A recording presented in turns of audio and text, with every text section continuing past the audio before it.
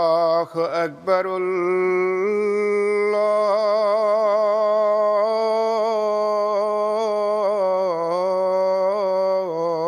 الله أكبر.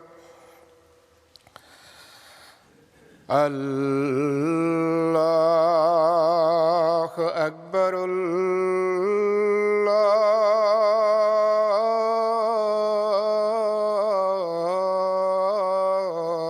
الله أكبر. أشهد أن لا إله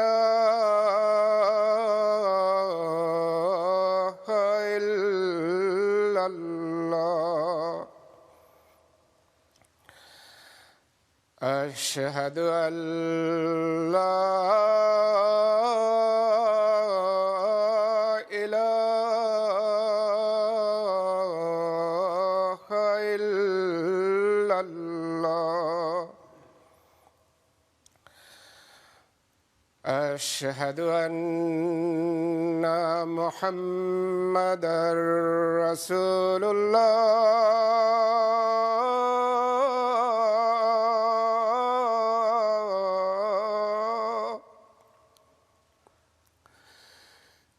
أشهد أن محمدًا رسول الله. حي على الصلاة.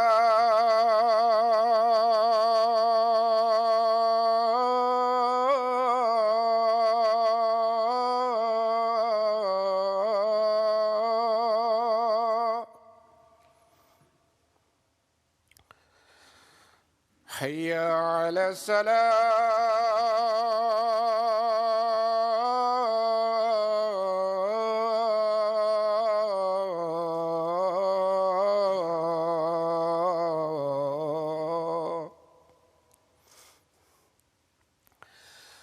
حي على الفلاح.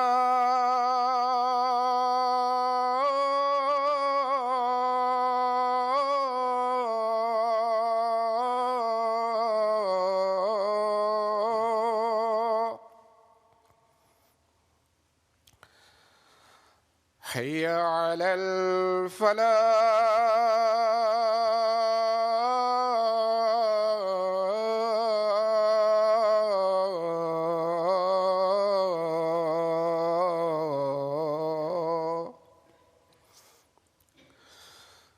الله أكبر.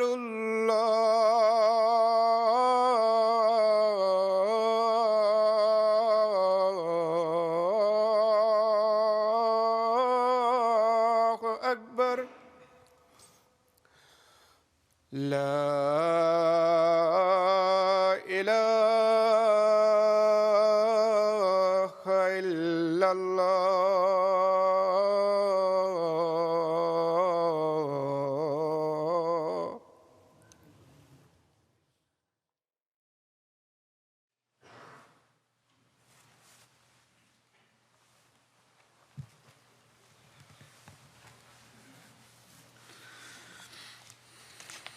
السلام عليكم ورحمة الله.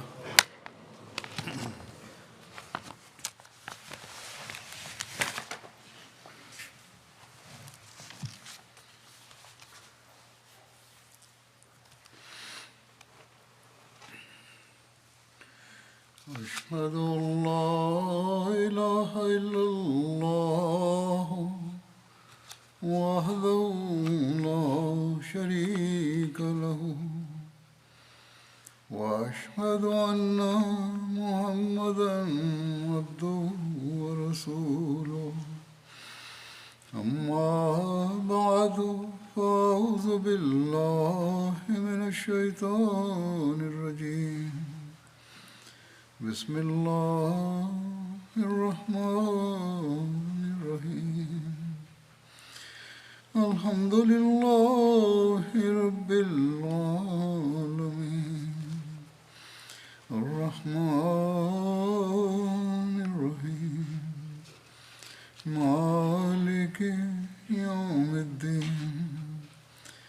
إياك نعبد وإياك نستعين اهدنا الصراط المستقيم صراط الذين أنعمت عليهم غير المغضوب عليهم ولا الضالين.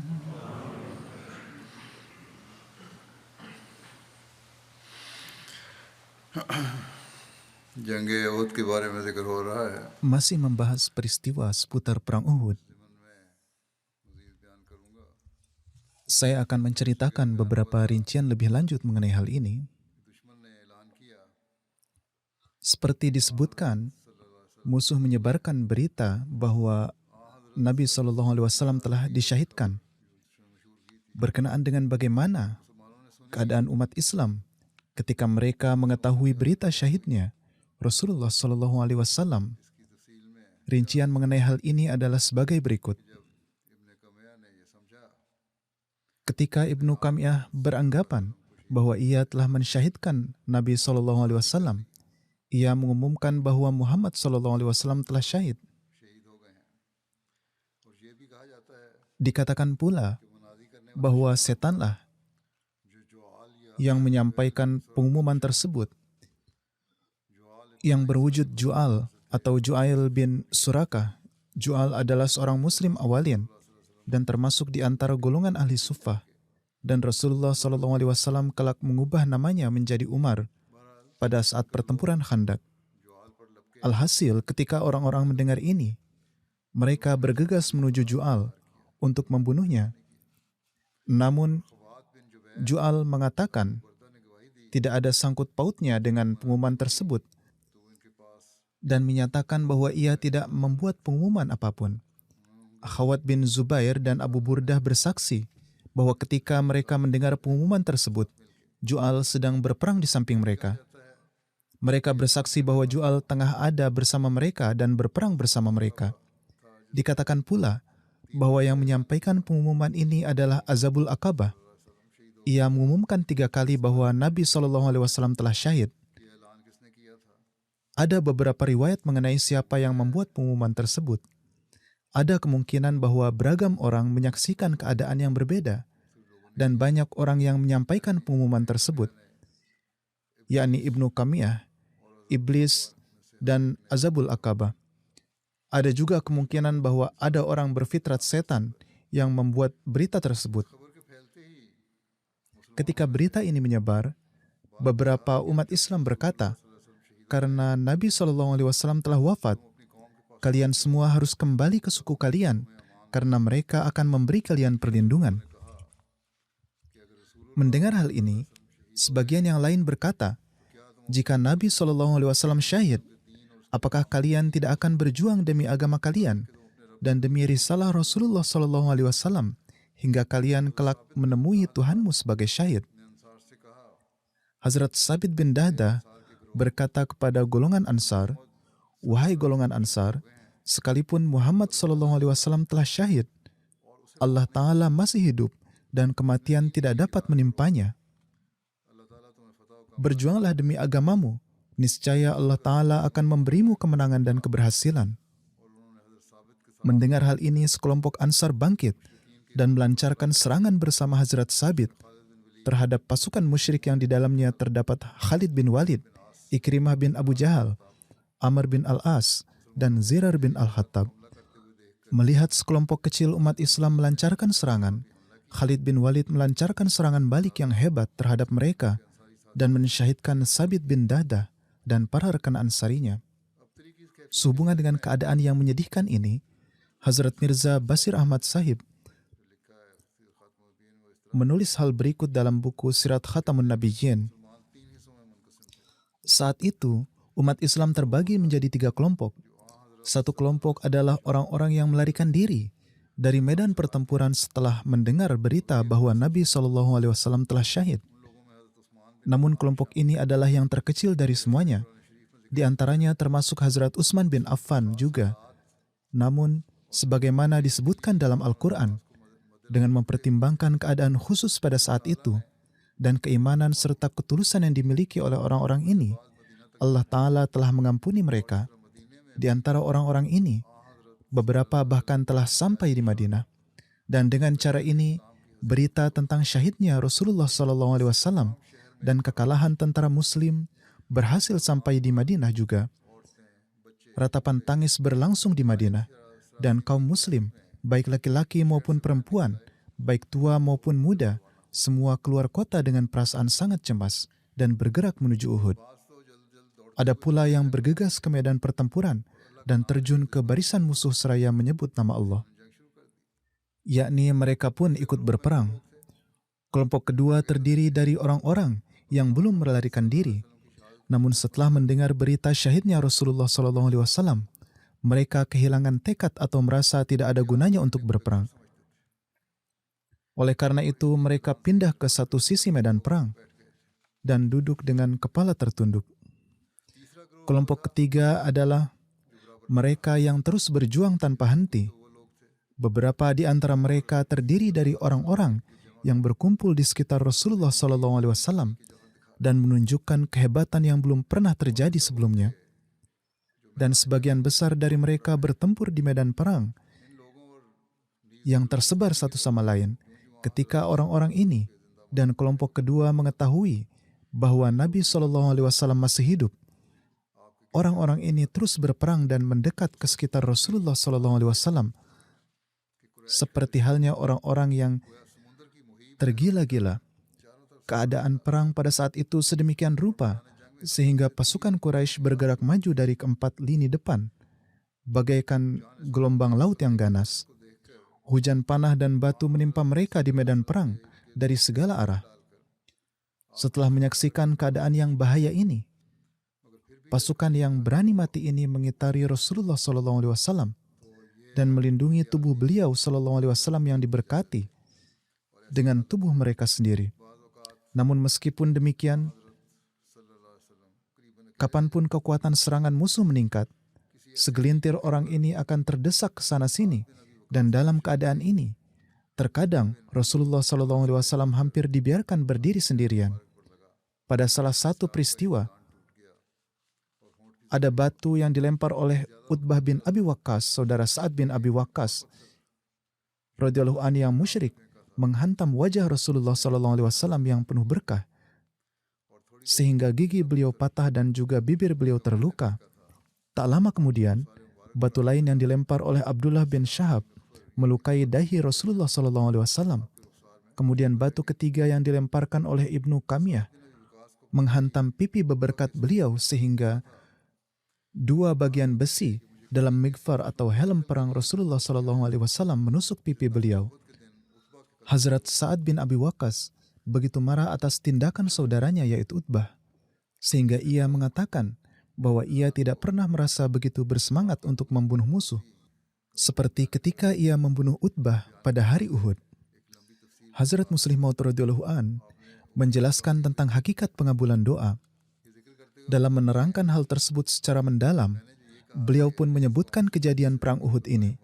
Dalam menjelaskannya, beliau menyatakan, apa yang saya katakan mengenai kemenangan Inggris adalah jika mereka memantapkan diri dalam tauhid dan meminta saya untuk mendoakan mereka dengan hati yang tulus, maka mereka akan memperoleh kemenangan. Ini terjadi pada tahun 1940 selama Perang Dunia II. Alhasil beliau menyatakan, jika orang-orang ini meminta saya untuk berdoa, maka mereka akan menang. Beliau melanjutkan, ini sepenuhnya sesuai dengan nubuatan Allah Ta'ala, firman ilahinya, dan ru'ya-ru'ya saya. Hazrat Masih Maud alaihissalam telah banyak berdoa untuk bangsa ini. Namun bangsa-bangsa ini telah menempatkan seorang anak manusia di atas singgasana Tuhan. Itulah sebabnya Allah Ta'ala memberikan mereka berbagai cobaan, yakni mereka telah menjadikan Nabi Isa alaihissalam sebagai anak Tuhan. Itulah sebabnya orang-orang ini menghadapi cobaan. Banyak doa yang dipanjatkan untuk mereka. Kemudian beliau menyebutkan Jemaat Lahori bahwa jika mereka ingin mengingkari hal ini, maka terserah mereka untuk mengingkari. Itu berarti mereka memegang ajaran yang bertentangan dengan apa yang dinyatakan oleh Hazrat Muslih Maud. Alhasil beliau bersabda, berkenaan dengan doa-doa yang dipanjatkan oleh Hazrat Masih Maud alaihissalam untuk mereka. Hambatan dalam pengabulan doa-doa mereka adalah syirik mereka. Dan jika hambatan ini dihilangkan sebagian atau seluruhnya, maka niscaya doa-doa ini akan diterima. Saya telah melihat beberapa ru'ya bahwa doa saya dapat menghilangkan derita mereka. Tetapi ini tidak berarti bahwa doa apapun yang saya panjatkan pasti akan diterima. Jika saya mampu melakukannya, lalu mengapa saya tidak menghilangkan penderitaan yang kita hadapi? Disebutkan dalam Al-Quran bahwa orang-orang kafir pernah berkata kepada Rasulullah SAW bahwa jika engkau benar-benar dicintai oleh Allah, lalu mengapa kamu tidak menyelesaikan tugasmu ini dan itu?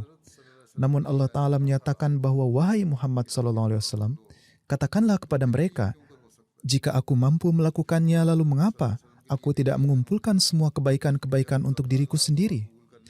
Jadi, tatkala ketentuan ini bukanlah milik Nabi SAW, bahwa setiap doa beliau akan diterima, lantas bagaimana hal ini bisa diterapkan pada saya?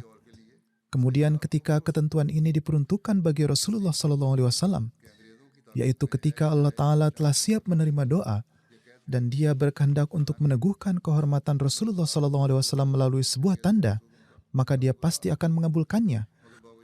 Lalu bagaimana hal sebaliknya akan terjadi pada diri saya sendiri atau pada orang lain? Saya mengakui bahwa Inggris masih mempunyai kekuatan. Jika mereka menginginkan, mereka bisa saja menggantung kami atau memenjarakan kami. Padahal pada saat itu Inggris dianggap lemah dibandingkan dengan musuh, dan mereka berada dalam kondisi yang cukup memilukan selama Perang Dunia II. Meskipun demikian, saya menyatakan bahwa penderitaan mereka dapat dihilangkan melalui doa saya, karena kekuasaan yang mereka miliki atas hidup kita berada di bawah hukum yang berbeda, dan pengabulan doa diatur oleh hukum yang berbeda. Dulu Raja Persia bermaksud untuk menangkap Rasulullah SAW, namun yang akan menangkap beliau belum juga tiba dan hanya utusan dari gubernur Yaman yang membawa pesan tersebut, di mana Rasulullah SAW menyatakan kepadanya, "Pergilah dan beritahulah Tuanmu bahwa kami tidak akan datang. Tuhan kami telah membunuh Tuhanmu." Allah Ta'ala telah menggerakkan putra Raja Persia di mana dia pun membunuh ayahnya sendiri. Tetapi lihatlah bahwa selama Perang Uhud, musuh menyerang Nabi SAW, melemparkan batu, mematahkan gigi beliau, dan hendak menghancurkan beliau. Kepala beliau terluka, paku helm menancap di wajah beliau, sehingga beliau menjadi tidak sadarkan diri dan terjatuh. Setelah itu, beberapa sahabat jatuh menimpa beliau. Karena hal ini, beberapa sahabat mengira bahwa beliau telah syahid. Sekarang ada yang mungkin bertanya, jika Allah Ta'ala begitu memuliakan Nabi SAW sehingga beliau menyebabkan Raja Persia yang tinggal jauh itu terbunuh, lalu mengapa beliau membiarkan orang-orang kafir melempari Rasulullah SAW dengan batu pada medan Perang Uhud? Tuduhan seperti itu tidaklah benar. Inilah kebijaksanaan dan hikmat dari Allah Ta'ala. Inilah termasuk dalam rahasia-rahasianya. Terkadang Tuhan mencengkeram seseorang karena perkara sepele, dan terkadang sesuai dengan apa yang dia anggap bijaksana, dia memberikan keringanan hukuman agar seseorang menyadari ketidakberdayaan dan kekosongannya. Bagaimanapun, peristiwa Uhud ini pun dijelaskan. Setelah berita keliru tentang syahidnya beliau, Rasulullah SAW tiba-tiba muncul di hadapan para sahabat. Dalam penjelasan mengenai hal ini tertulis bahwa Hazrat Abu Ubaidah radhiyallahu an adalah orang yang pertama pada saat itu yang mengenali Rasulullah SAW, bahwa beliau masih hidup dan baik-baik saja. Hazrat Abu Ubaidah berkata, "Saya mengenali Rasulullah SAW dari mata beliau yang bercahaya dan bersinar di bawah khautnya." Khaut adalah sejenis helm yang digunakan seorang prajurit untuk melindungi kepala dan wajahnya. Jadi Hazrat Abu Ubaidah berkata, "Saya melihat sinar dan cahaya yang luar biasa di mata beliau, dan saya mengetahui bahwa Rasulullah SAW masih hidup.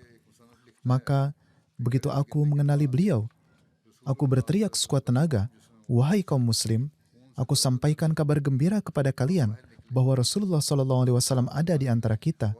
Setelah ini, Rasulullah SAW memberi isyarat kepada saya bahwa saya harus tetap diam." Dalam riwayat lain disebutkan bahwa ada sahabat lain yang mengenali Rasulullah SAW. Oleh karena itu, seorang penulis menulis, setelah terjatuh ke dalam lubang, seluruh tubuh Rasulullah SAW berlumuran darah. Ketika beliau keluar dari lubang, Hazrat Ka'ab bin Malik mengenali mata Rasulullah SAW dari balik helm beliau dan berteriak bahagia, "Ya ma'syarul muslimin, abshiru haza Rasulullah SAW." Wahai muslimin, bergembiralah karena ini adalah Rasulullah SAW.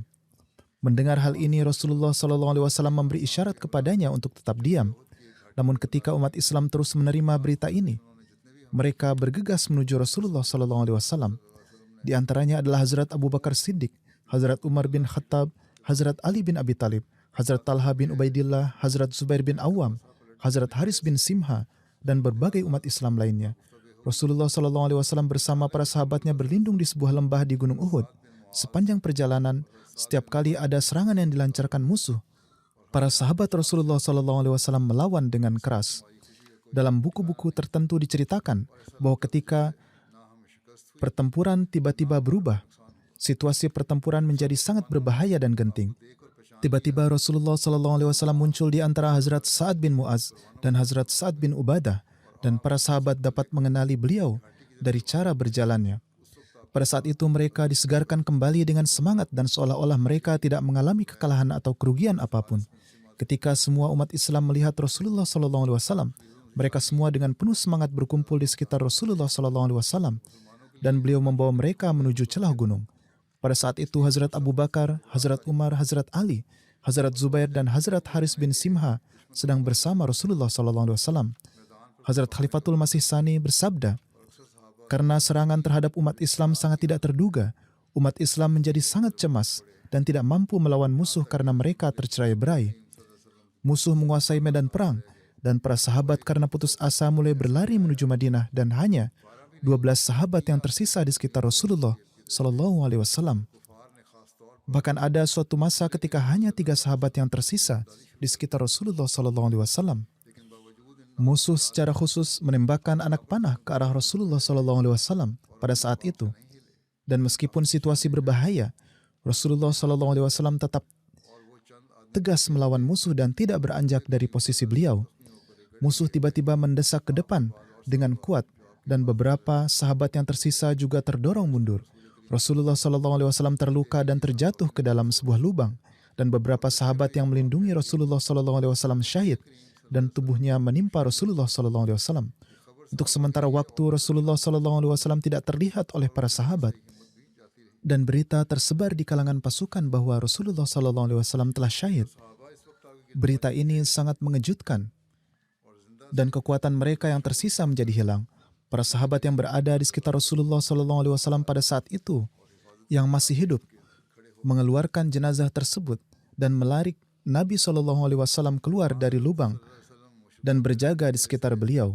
Ketika Rasulullah SAW berhasil keluar dari orang-orang musyrik yang mengepung beliau dan menuju ke celah gunung bersama para sahabat setia beliau, Utsman bin Abdullah bin Mugairah yang menunggangi kuda putih datang ke arah Rasulullah SAW. Ia berbaju besi dari kepala hingga ujung kaki dan berjalan menuju celah gunung yang dituju oleh Rasulullah SAW. Ia berkata, "Dia yang akan hidup atau aku yang hidup?" Mendengar suaranya, Rasulullah SAW berhenti. Saat itu, kuda Utsman jatuh ke dalam salah satu lubang yang telah mereka gali di sana. Sementara itu, Hazrat Haris berlari ke arahnya, dan untuk beberapa saat mereka saling bertarung dengan pedang mereka. Tiba-tiba Hazrat Haris bin Simha menebas kakinya dengan pedangnya, dan Utsman terduduk karena luka tersebut. Hazrat Haris kemudian membunuhnya dan melepaskan baju besi dan helmnya. Setelah menyaksikan hal ini, Rasulullah SAW mengungkapkan rasa syukur beliau kepada Tuhan atas terbunuhnya orang musyrik itu. Pada saat itu, Hazrat Haris diserang oleh Ubaidullah bin Jabir Amiri. Bahu beliau terkena serangan sehingga terluka. Salah seorang rekan Hazrat Haris mengangkat dan membopong Hazrat Haris dari sana. Bersamaan dengan itu, Hazrat Abu Dujana berlari maju dan menyerang Ubaidullah dan membunuhnya dengan pedangnya dan kembali menuju Rasulullah SAW. Ada juga riwayat tentang Ubay bin Khalaf yang merupakan salah seorang pemuka suku Mekah yang menyerang Rasulullah SAW. Ketika Rasulullah SAW sedang menuju celah gunung, Ubay bin Khalaf pun pergi ke sana. Ubay bin Khalaf sebelumnya telah membayar uang tebusan saat tertawan dalam pertempuran Badar. Ia mengatakan bahwa ia memiliki kuda bernama Oud yang setiap harinya ia beri makan 7,5 kilogram jagung. Kudanya sangat kuat dan sehat, dan ia menyatakan bahwa aku akan menaiki kuda ini dan membunuh Muhammad SAW. Ketika beliau SAW mendengar hal ini, beliau bersabda, "Tidak, sayalah yang akan membunuhnya." Menurut riwayat lain, ia mengatakan hal ini kepada beliau SAW ketika berada di Mekah sebelum peristiwa hijrah. Alhasil, pada saat perang Uhud, Yang Mulia Rasulullah SAW bersabda kepada para sahabat beliau, "Aku beranggapan bahwa Ubay bin Khalaf akan menyerang dari belakang. Oleh karena itu, beritahuku jika Anda melihatnya." Saat itu Ubay yang mengenakan baju besi sedang berjingkrak-jingkrak di atas kudanya sembari mendekat. Rasulullah SAW juga melihatnya dan ia bertanya, "Di mana Muhammad SAW? Jika ia masih hidup, aku yang tidak akan hidup." Hazrat Mus'ab bin Umair lalu berdiri di depan Rasulullah SAW untuk menjaga beliau. Ia lalu menyerang dan mensyahidkan Hazrat Mus'ab bin Umair. Melihat hal ini, para sahabat berkata, "Wahai Rasulullah SAW, Ubay datang ke arah engkau. Jika huzur menghendaki, seorang dari kami akan pergi dan membunuhnya." Menurut riwayat lain disebutkan bahwa para sahabat lalu bergerak menghadang Ubay. Namun beliau SAW bersabda, "Biarkan dan menyingkirlah dari sana." Ketika ia sudah dekat, beliau SAW bersabda, "Wahai pendusta, kemana lagi kamu akan pergi melarikan diri?" Kemudian Huzur SAW mengambil tombak dari Hazrat Harisah bin Simha. Atau menurut riwayat lain, beliau mengambil tombak dari Hazrat Zubair bin Awam, lalu bersiap untuk menyerang. Para sahabat bergerak menjauh dari Rasulullah SAW, bagaikan lalat yang terbang dari punggung unta. Rasulullah SAW bergerak ke depan Ubay dan menebas lehernya dengan tombak atau memukul bagian yang terbuka antara helm dan baju besinya, sehingga mengakibatkan ia berulang kali hampir terjatuh dari kudanya, dan ia berteriak seperti halnya lembu. Ia sedikit terluka di lehernya, dan darahnya juga berhenti, atau mungkin salah satu tulang rusuknya patah.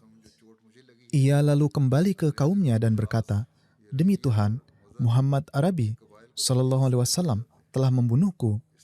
Kaumnya menjawab, "Kamu hanya berkecil hati, tidak terjadi apa-apa dan itu hanya goresan belaka. Jika mata salah satu dari kami mengalami cedera seperti ini bukanlah apa-apa." Ubay berkata, "Aku bersumpah demi Tuhan Lat dan Uzza, jika luka yang aku derita menimpa penduduk Zul Mizaj, atau Rabi'ah atau Mudar, niscaya mereka semua binasa.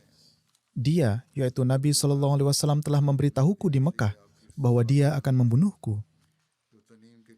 Demi Tuhan, seandainya dia hanya meludahiku, maka aku pasti akan mati." Selanjutnya, ketika orang-orang musyrik itu kembali ke Mekah dan mencapai Sarif, ia meninggal dan masuklah ia ke dalam jahanam.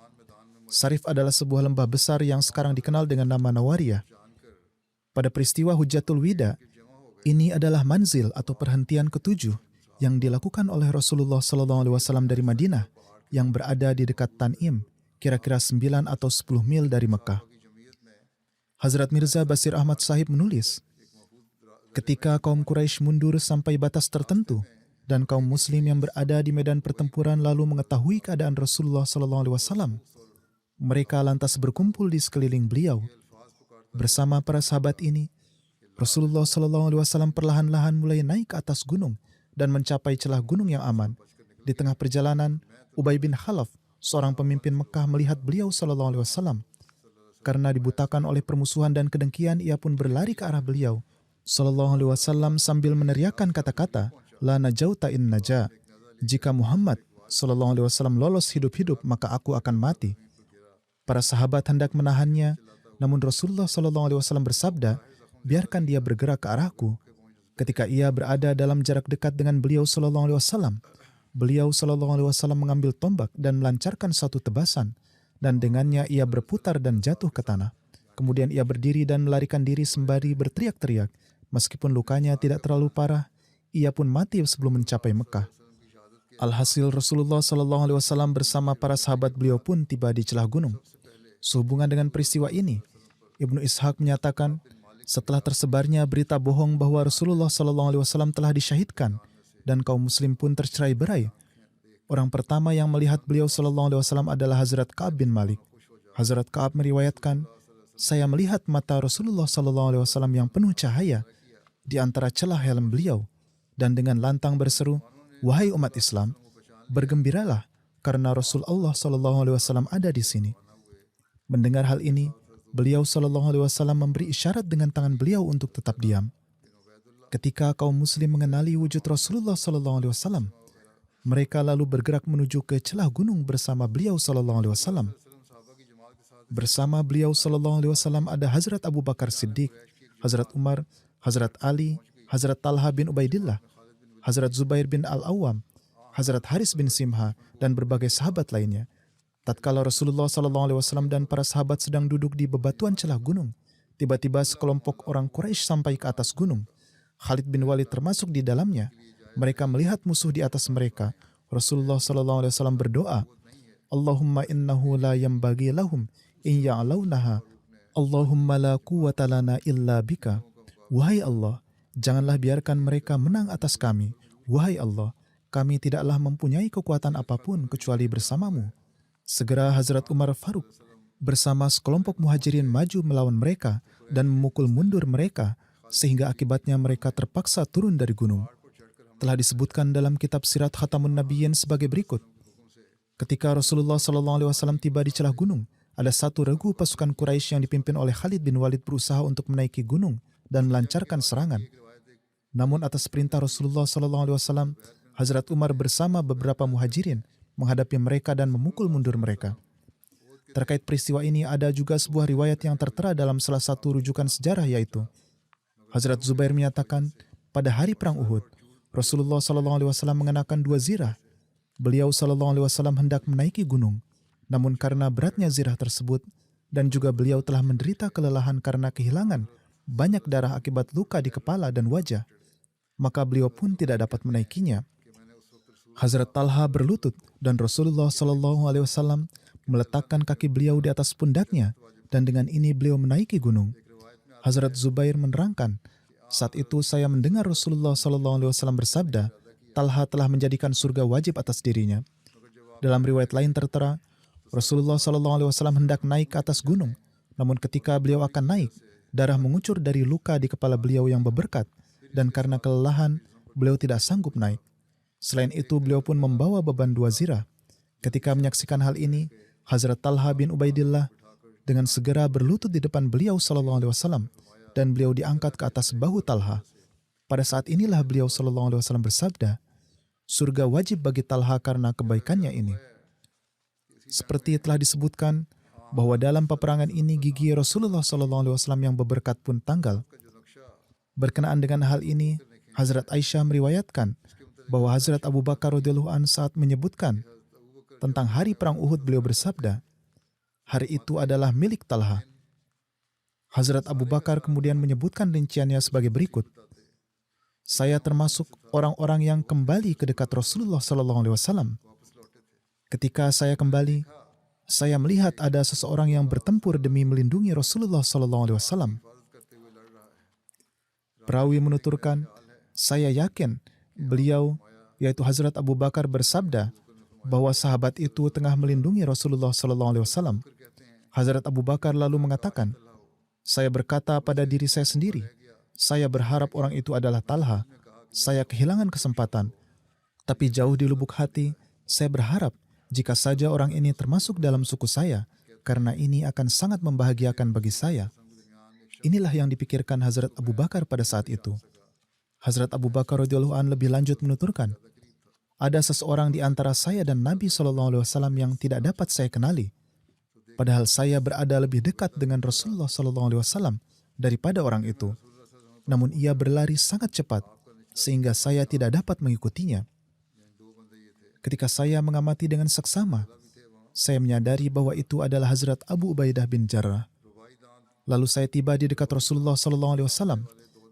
Gigi seri bawah beliau Saat itu ada dua sahabat di dekat beliau, yakni Hazrat Talha dan Hazrat Abu Ubaidah bin Al-Jarrah, yaitu gigi di antara dua gigi seri depan dan gigi taring beliau patah dan wajah beliau terluka. Beberapa bagian besi helm beliau menancap di pipi beberkat Rasulullah SAW.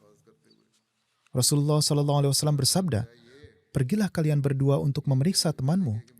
Yang dimaksud oleh beliau SAW adalah Hazrat Talha, karena dia telah kehilangan banyak darah. Saat itu Hazrat Talha telah terluka parah saat berupaya menjaga Rasulullah SAW. Jadi, alih-alih meminta mereka untuk merawat luka-luka beliau, Rasulullah SAW malah memerintahkan para sahabat untuk merawat Talha radhiyallahu an. Namun kami meninggalkannya dan saya maju, yakni tidak melihat Hazrat Talha, namun kembali kepada Rasulullah SAW untuk melepaskan bagian besi helm dari wajah beberkat Rasulullah SAW. Atas hal ini, Hazrat Abu Ubaidah berkata, "Saya bersumpah demi Tuhanku, mohon serahkan tugas ini padaku."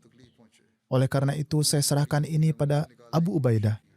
Atas permintaan Abu Ubaidah untuk mencabut besi-besi itu, Hazrat Abu Bakar pun menyingkir. Hazrat Abu Ubaidah tidak ingin mencabut besi-besi itu dengan tangannya karena akan menyebabkan rasa sakit pada diri Rasulullah SAW. Jadi ia mencoba mencabut besi itu dengan giginya. Ketika ia mencabut satu besi, gigi depannya sendiri pun tanggal. Saya melangkah maju untuk melepaskan besi lainnya dengan cara yang ia lakukan. Hazrat Abu Bakar menuturkan, saya berkata kepadanya bahwa saya akan mencoba untuk mengambil besi lain yang menancap. Namun Hazrat Abu Ubaidah berkata lagi, "Saya bersumpah demi Tuhanku, mohon tinggalkan tugas ini juga untukku." Ia mengatakan hal ini kepada Hazrat Abu Bakar sehingga Hazrat Abu Bakar pun kembali menyingkir dan Hazrat Abu Ubaidah melakukan hal yang sama seperti sebelumnya. Ketika ia mencabut besi kedua, gigi seri depannya yang lain juga patah. Gigi bagian depan Hazrat Abu Ubaidah radhiyallahu an adalah yang paling indah di antara semua orang. Hazrat Abu Bakar kerap menyebutkan hal ini. Kemudian setelah merawat luka-luka Rasulullah SAW, kami pergi menemui Talha yang berada di dalam suatu lubang. Kami melihat di tubuh beliau terdapat hampir 70 luka akibat pedang, tombak, dan panah, dan salah satu jari beliau pun telah putus. Kami mengobati lukanya dan mengoleskan ramuan salep. Selain Hazrat Abu Ubaidah, ada riwayat yang menyatakan bahwa besi-besi helm perang Nabi SAW itu dicabut oleh Hazrat Uqbah bin Wahab dan Hazrat Abu Bakar radhiyallahu an. Namun riwayat pertama tampak lebih otentik. Abu Sa'id Khudri meriwayatkan, ketika kedua besi helm yang menancap itu dilepas dari wajah beberkat Rasulullah SAW,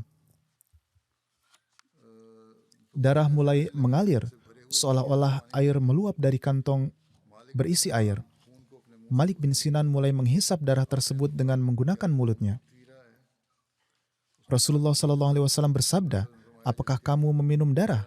Ia menjawab, "Ya." Rasulullah SAW kemudian bersabda, "Api diharamkan bagi orang yang darahnya menyentuh darahku." Ini adalah riwayat dari Subulul Huda war Rasyad. Namun nampaknya riwayat ini dan riwayat-riwayat lainnya masih patut diperdebatkan dan meragukan. Alhasil, hanya Allah yang Maha mengetahui. Karena jika seseorang mencoba menghentikan aliran darah dengan cara seperti ini, alih-alih menghentikan darahnya, aliran darahnya malah akan bertambah dan keadaan orang itu akan menjadi lebih lemah. Meskipun demikian, kita akan menemukan jawabannya dalam riwayat berikutnya. Oleh karena itu, saya merasa riwayat ini tidak sihah atau kuat. Hazrat Sahal bin Sa'ad meriwayatkan dalam sebuah hadis di Sahih Bukhari, sehubungan dengan luka yang diderita Rasulullah SAW dalam perang Uhud. Beliau ditanya tentang hal ini dan beliau menjawab, "Anda bertanya kepadaku tentang hal ini. Demi Allah, aku ingat betul siapa yang membersihkan luka-luka Rasulullah SAW, yakni beliau dapat mengingat seluruh kejadian dengan jelas siapa yang menuangkan air dan ramuan obat apa yang diberikan." Hazrat Sahal bersabda, "Hazrat Fatimah radhiyallahu anha putri Rasulullah SAW lah yang membersihkan luka beliau, sementara Hazrat Ali menuangkan air menggunakan perisainya." Ketika Hazrat Fatimah melihat bahwa air menyebabkan lebih banyak darah yang keluar, beliau mengambil sepotong karung, membakarnya dan mengoleskannya pada luka. Setelah itu darah beliau berhenti. Pada hari itu gigi depan beliau patah, wajah beliau terluka, dan besi helm beliau patah menancap di kepala beliau. Di sini disebutkan tentang menghentikan pendarahan dan membersihkan luka. Tidak ada yang menyebutkan tentang meminum darah. Riwayat dari Sahih Bukhari ini adalah lebih benar. Ketika Rasulullah SAW sampai di tepi celah gunung, Ali bin Abi Thalib radhiyallahu an mengisi perisainya dengan air dari miras dan membawanya kepada Rasulullah SAW. Miras adalah cekungan-cekungan kecil dan besar di Gunung Uhud yang berfungsi menampung air hujan. Cekungan-cekungan tersebut dinamakan miras. Demikian tertulis mengenai arti dari miras. Tempat ini dekat dengan tempat Hazrat Hamzah radhiyallahu an disyahidkan. Hazrat Ali membawa air agar beliau SAW dapat meminumnya. Tetapi karena baunya yang buruk, beliau SAW tidak meminumnya. Beliau SAW mencuci darah dari wajah beliau dan membasuh kepala beliau dengan air itu. Kemudian beliau SAW bersabda, Allah sangat murka terhadap orang yang melukai wajah Rasulnya. Muhammad bin Maslamah pergi meminta air kepada para wanita, namun mereka tidak mempunyai air. Rasulullah SAW sangat kehausan. Maka Muhammad bin Maslamah pergi ke sebuah mata air dan mengambil air segar dari sana. Rasulullah SAW meminum air itu dan mendoakan kebaikan bagi beliau. Diriwayatkan dalam Tabrani dari Sahal bin Sa'ad bahwa wajah Rasulullah SAW yang dipenuhi nur terluka pada hari Uhud. Gigi beberkat beliau patah dan helm perang yang beliau pakai di kepala beliau yang beberkat patah. Ketika orang-orang musyrik pergi, datanglah para wanita kepada para sahabat. Di antara mereka ada juga Hazrat Fatimah radhiyallahu anha. Ketika beliau bertemu dengan Rasulullah SAW, ia memeluk beliau dan membasuh luka-lukanya. Sementara Hazrat Ali radhiyallahu an mengucurkan air dari perisainya. Tetapi darah mengalir dengan deras. Maka Hazrat Fatimah membakar pelepah kering hingga menjadi abu dan menggunakannya untuk menutup luka hingga menyatu dengan luka dan pendarahan beliau pun terhenti. Darah menetes dari wajah beberkat Rasulullah SAW. Beliau menyekat darah dan bersabda, Kaifa yuflihu qauman syajju nabiyahum wa kasaru rawayatahum wa huwa yad'uhum ilallah. Bagaimana bisa meraih keberhasilan, yaitu suatu kaum yang melukai nabi mereka dan mematahkan gigi depannya, padahal ia menyeru mereka kepada Allah Ta'ala. InsyaAllah rincian selanjutnya akan disampaikan pada kesempatan mendatang. Saya pun terus-menerus menghimbau untuk mendoakan rakyat Palestina. Saat ini situasi negara-negara Muslim, alih-alih mereka bersatu dan memikirkan cara untuk menyelamatkan rakyat Palestina, justru orang-orang Islam sendiri malah mulai berperang satu sama lain. Dan saat ini terdengar bahwa peperangan terjadi antara Pakistan dan Iran. Mereka saling melontarkan bom satu sama lain. Jadi ini adalah situasi yang berbahaya. Semoga Allah Ta'ala menganugerahkan akal dan pemahaman kepada negara-negara Muslim tersebut. Doakanlah juga mereka, semoga Allah Ta'ala memberikan taufik kepada mereka untuk memahami tujuan mereka dan menjadi suatu umat yang bersatu. Setelah sholat Jumat, saya akan memimpin 2 sholat jenazah gaib. Jenazah yang pertama adalah Tuan Sayyid Maulid Ahmad bin Sayyid Daud Muzaffar Shah yang wafat beberapa hari yang lalu pada usia 76 tahun. Inna lillahi wa inna ilaihi raji'un. Beliau adalah cucu dari Hazrat Muslih Maud radhiyallahu an dan Sayyidah Ummi Tahir Sahibah dan putra dari Saibzadi Amatul Hakim Sahibah dan Sayyid Daud Muzaffar Shah Sahib. Dengan karunia Allah Ta'ala, beliau adalah seorang musik. Beliau juga adalah sepupu saya dan kakak laki-laki dari istri saya. Kakek beliau adalah Sayyid Mahmudullah Shah Sahib yang merupakan putra dari Sayyid Abdus Sattar Shah Sahib. Hazrat Dr. Sayyid Abdus Sattar Shah Sahib sangat luar biasa dalam hal ketakwaan dan kesucian. Beliau sangat rendah hati dan terdepan dalam memenuhi hak-hak Allah Ta'ala dan hamba-hambanya. Hazrat Mirza Bashir Ahmad Sahib telah menulis sebuah riwayat tentang Abdus Sattar Shah Sahib. Beliau, radhiyallahu anhu, menuturkan, beliau yakni Sayyid Abdus Sattar Shah Sahib sendiri yang menceritakan kepada saya sebagai berikut. Suatu kali Hazrat Khalifatul Masih Awal radhiyallahu anhu sedang sakit keras. Ini adalah peristiwa yang terjadi di masa beliau tinggal di rumah Hazrat Khalifatul Masih Awal radhiyallahu anhu. Hazrat Muslih Maud radhiyallahu anhu memberikan kambing sebagai sedekah. Dr. Saib menuturkan, saya pun ketika itu berada di sana. Saya menyertai Hazrat Khalifatul Masih Awal pada malam hari dan memberikan beliau obat. Di pagi hari ketika Hazrat Masih Maud alaihissalam datang, Hazrat Khalifatul Masih Awal mengatakan, "Huzur, Dr. Sahib tetap terjaga sepanjang malam menemani saya dan terus menyediakan obat-obatan." Hazrat Masih Maud alaihissalam sangat gembira dan bersabda, "Kami juga merasa iri kepadanya. Ini adalah keluarga ahli surga." Kata-kata ini beberapa kali diucapkan oleh Hazrat Masih Maud alaihissalam berkenaan dengan Hazrat Dr. Abdus Sattar Shah Sahib. Sayyid Maulud Shah Sahib menempuh pendidikan di Rabuah. Beliau menyelesaikan ujian matrikulasi FSC dan kemudian mendaftar di Lahore Engineering College dan memperoleh gelar di bidang teknik mesin. Beliau bekerja di berbagai perusahaan di Pakistan. Kemudian beliau juga bekerja sebagai insinyur di sebuah perusahaan di Nigeria. Dengan karunia Allah Ta'ala, beliau menjalani kehidupan yang baik.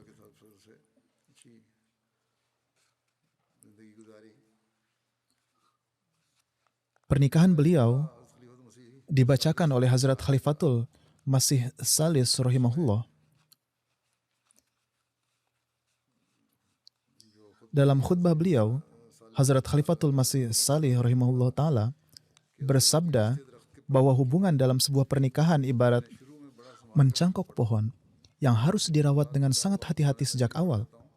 Saya membacakan beberapa khutbah nikah yang sudah lama ini karena orang-orang bertanya bagaimana mereka dapat menjaga hubungan mereka dengan baik, dan ini adalah petunjuk yang harus senantiasa kita ingat.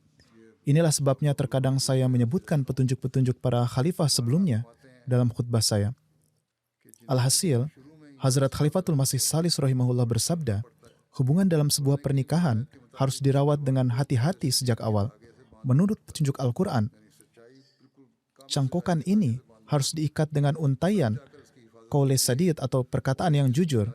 Dengan kata lain, hal itu harus diikat dengan tali kejujuran yang sempurna, dan dengan cara inilah hubungan dapat dilindungi. Tanggung jawab ini tidak hanya terletak pada suami dan istri saja, tetapi juga pada keluarga mereka, lingkungan sekitar, bahkan teman-teman mereka, karena banyak adat kebiasaan yang timbul sebagai akibat dari prasangka buruk, ketidaksabaran, dan kemarahan. Kejujuran adalah tali yang sangat kuat dalam mencegah hal tersebut. Kemudian Hazrat Khalifatul Masih Salis rahimahullah bersabda, semoga Allah Ta'ala menjadikan pernikahan yang akan saya umumkan ini menjadi sumber keberkahan bagi kedua keluarga, bagi jemaat, dan bagi umat manusia. Semoga keturunan mereka menjadi para pengkhidmat agama. Beliau kemudian bersabda, perjodohan telah dilakukan antara Syed Maulud Shah, putra dari adik perempuan saya yaitu Amatul Hakim, dan Syed Daud Muzaffar Shah dengan Lubna Shahbaz, putri dari Dr. Syed Gulam Mujtaba. Mengenai Dr. Sahib, beliau berkata, Dr. Sahib adalah salah satu dokter pertama yang berkhidmat sebagai seorang wakaf di Afrika Barat. Allah Ta'ala telah menganugerahkan kesembuhan di tangannya, dan beliau berkhidmat sebagai seorang ahli bedah yang berhasil. Pertama di Ghana, setelah itu beliau dikirim ke Nigeria untuk beberapa waktu. Di sana pun beliau menyelesaikan masa wakaf arzinya. Kemudian beliau menderita sakit jantung yang karenanya beliau harus kembali. Kemudian Hazrat Khalifatul Masih Salis rahimahullah juga mendoakannya. Semoga Allah Ta'ala memberikan beliau kesehatan dan memberikan taufik pada beliau untuk kembali ke Afrika. Doa tersebut dikabulkan oleh Ta'ala, dan setelah itu beliau dapat berangkat dan berkesempatan berkhidmat dalam waktu yang lama di Afrika. Kemudian beliau rahimahullah berdoa, semoga Allah Ta'ala memberikan taufik kepada Sayyid Maulud Sahib untuk berkhidmat. Setelah itu beliau melakukan pengkhidmatan sukarela apapun yang bisa beliau kerjakan. Putra beliau, Sayyid Saud Ahmad menuturkan, ayah saya teratur dalam melaksanakan sholat. Beliau rajin membaca Al-Quran setelah sholat subuh. Bahkan beliau juga rutin melaksanakan sholat tahajud. Saya juga mengetahui hal ini. Beliau menilawatkan Al-Quran dengan suara yang sangat bagus. Beliau menuturkan, sebelum tidur, beliau menceritakan kepada kami kisah-kisah dan peristiwa-peristiwa para awalin. Beliau rutin dalam membayar canda dan juga menasihatkan kami untuk rutin membayar canda. Bahkan ketika beliau memberi kami uang saku, beliau menasihati kami untuk membayar canda terlebih dahulu. Jika kami menerima uang pada hari raya Idul Fitri, maka beliau akan menyarankan kami untuk memberikan canda dari uang tersebut juga. Beliau membuat penyimpanan berkas terpisah untuk kami masing-masing. Demikian pula ketika anak-anaknya bergabung dengan gerakan Al-Wasiat, Beliau juga mencatat hal tersebut dalam arsip dan memastikan bahwa semua candah telah dilunasi. Selain puasa Ramadan, beliau juga berpuasa di bulan Syawal. Beliau biasa menghatamkan Al-Quran 2 kali dan berusaha untuk menghatamkan ketiga kalinya selama bulan Ramadan. Lebih lanjut, putranya menulis bahwa beliau adalah sosok yang terbuka dan terus terang. Beliau juga sangat pandai bergaul. Baik kepada orang yang telah beliau kenal atau baru kenal, beliau selalu menjaga kontak dengan mereka dan selalu mencari alasan untuk menanyakan kabarnya. Beliau memperlakukan semua orang dengan baik, yaitu tua maupun muda. Beliau tidak pernah mempunyai niat jahat kepada siapapun. Beliau tidak pernah memendam prasangka apapun. Tidak peduli betapa buruknya perlakuan orang lain, beliau selalu menunjukkan akhlak yang baik sebagai tanggapannya. Jika seseorang bersikap sangat buruk, beliau biasa mendatangi mereka untuk dapat menjalin hubungan dengan mereka. Ini bukanlah sesuatu yang hanya disebutkan oleh putranya. Saya sendiri telah menyaksikan bahwa beliau benar-benar memiliki sifat-sifat istimewa ini. Saya telah menyaksikan hal ini, dan banyak dari mereka yang mengenal beliau dan menyampaikan belasungkawa juga menulis ini, dan mengatakan bahwa beliau memiliki sifat-sifat istimewa ini. Putranya lebih lanjut menulis, suatu ketika Hazrat Muslim Maud radhiyallahu an bepergian ke luar negeri dan membawakan mainan untuknya sebagai hadiah. Beliau membukanya dan menghancurkannya. Hazrat Muslim Maud radhiyallahu an berkata kepadanya, "Saya membawakan hadiah untukmu dan kamu telah memecahkannya menjadi beberapa bagian." Sebagai tanggapan, beliau berkata, "Saya akan memperbaikinya sekarang." Dan beliau benar-benar memperbaikinya di hadapan Hazrat Muslim Maud radhiyallahu an. Hazrat Muslim Maud kemudian berkata kepada ibu beliau bahwa beliau harus menjadikannya seorang insinyur. Kata-kata Hazrat Muslim Maud ini terpenuhi. Beliau kemudian menjadi seorang insinyur yang hebat. Ada beberapa nasihat yang sangat berguna dari Hazrat Muslim Maud radhiyallahu an yang akan saya sampaikan kepada Anda. Suatu ketika Hazrat Muslim Maud radhiyallahu an sedang mengunjungi lahan pertaniannya di Sind. Beliau, almarhum, juga hadir di sana pada hari-hari itu. Beliau bersama ayahnya dalam rombongan Hazrat Muslim Maud radhiyallahu an berkeliling dan memeriksa tanah tersebut. Mungkin saat itu sedang musim mangga dan sedang berbuah. Orang yang bertugas mengurus kebun memetik buah-buah itu dan meletakkan di bawah. Tanah itu dikontrakkan kepada mereka sehingga dengan demikian buahnya pun menjadi milik mereka. Beberapa jenis tertentu biasanya diambil darinya sebagai hak pemilik tanah. Bagaimanapun, kontraktor sudah memetik buahnya dan meletakkannya. Saat itu Sayyid Maulud masih kecil dan mengambil buah mangga dari tumpukan itu. Hazrat Muslim Maud radhiyallahu an berkata kepadanya, "Pergi lagi dan kembalikanlah buah itu. Ini bukan milikmu lagi, melainkan milik pengurus kebun." Ini adalah cara Hazrat Muslim Maud radhiyallahu an memastikan terbiat untuk mereka. Bisa saja beliau mengatakan bahwa mangga tersebut akan diambil dari bagian yang akan mereka terima dan tidak ada masalah, namun sebaliknya, beliau membesarkan cucu beliau dengan cara seperti ini. Kemudian putri Sayyid Maulud, Maria, menuturkan, beliau sering menilawatkan Al-Quran serta membaca Ruhani Khazain dan Malfuzat. Saya juga mengetahui bahwa beliau biasa membaca tafsir Kabir dan memiliki pengetahuan yang sangat mendalam tentangnya. Beliau tidak memperlihatkan ilmu beliau kepada orang lain, namun jika seseorang bertanya atau mengangkat suatu masalah, beliau akan memberikan rujukan yang sangat bagus sebagai jawabannya. Orang lain juga telah menulis kepada saya tentang hal ini. Baik itu kami bertanya tentang masalah agama atau hal lain, beliau akan memberikan jawaban yang sangat bagus. Beliau selalu menanamkan kebiasaan sholat dalam diri kami dan mengatakan, berdoalah dan serahkan urusan ini kepada Allah.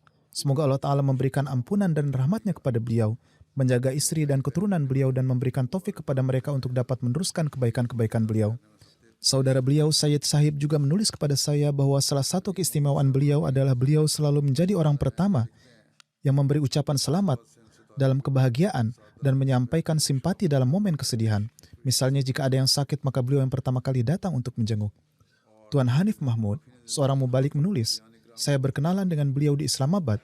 Beliau sangat sederhana, berpakaian indah, pendiam, berkarakter sufi dan seperti malaikat. Beliau sangat menghormati para wakifin zindagi dan mubalik pada khususnya.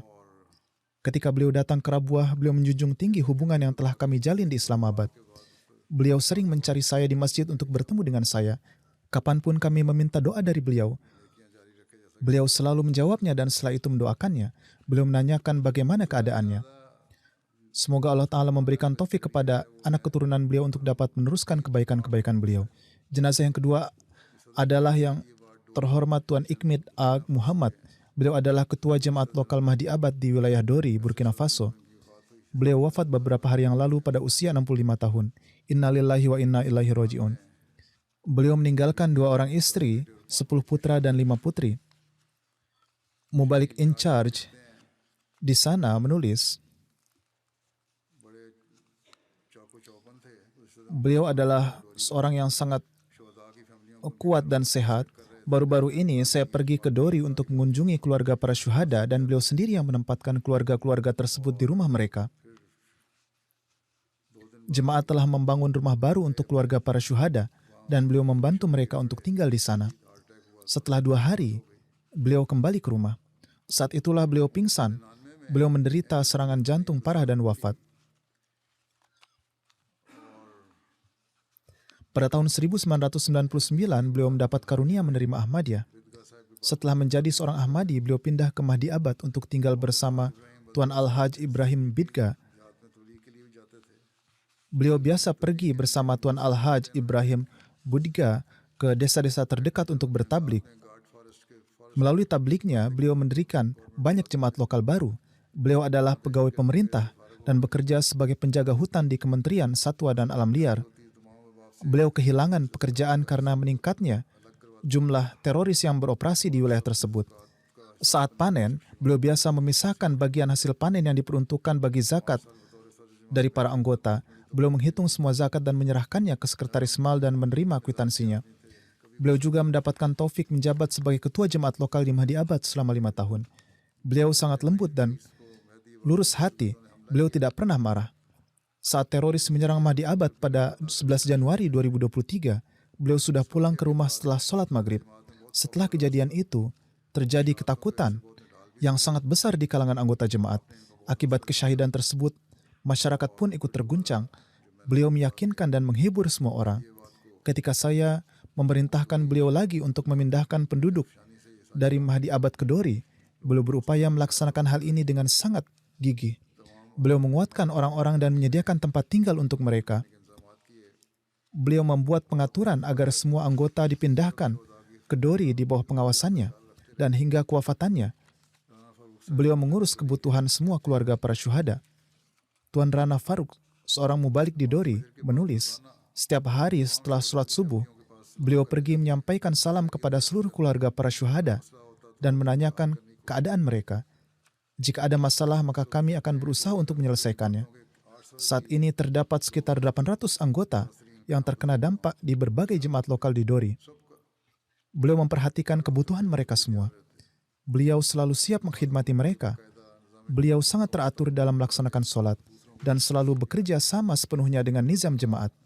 Beliau juga menasihati orang lain untuk melakukan hal yang sama. Semoga Allah Ta'ala memberikan rahmat dan ampunan kepada beliau. Semoga Allah Ta'ala memberikan kesabaran dan kekuatan kepada anak-anak beliau dan kepada orang-orang yang ditinggalkan, dan juga memberikan taufik kepada mereka untuk dapat meneruskan kebaikan-kebaikan beliau.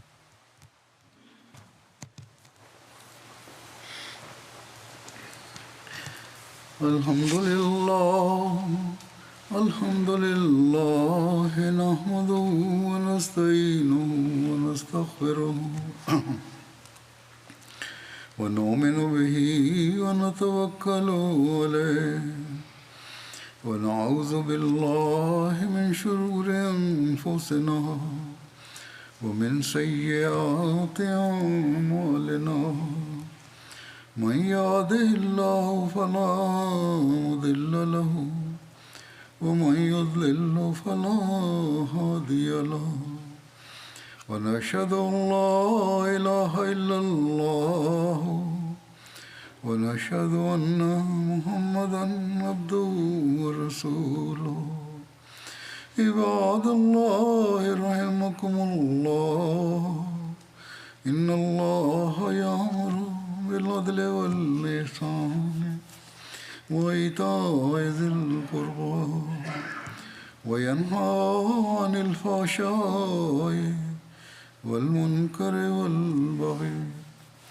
يعظكم لعلكم تذكرون اذكروا الله يذكركم وادعوه يستجب لكم ولذكر الله أكبر